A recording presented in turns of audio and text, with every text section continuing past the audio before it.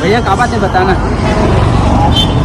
भैया मैं सोचत रहे हूँ हाँ हाँ बहुत पुराना गाड़ी है हाँ हाँ साइन हाँ। पहले बदल के मैं हाँ एक्सचेंज करके टीवीएस की गाड़ी नहीं कहा हूँ भैया। ठीक है ना भैया, आओ ना 2 मिनट, आज गाड़ी देखिए। ठीक है भैया।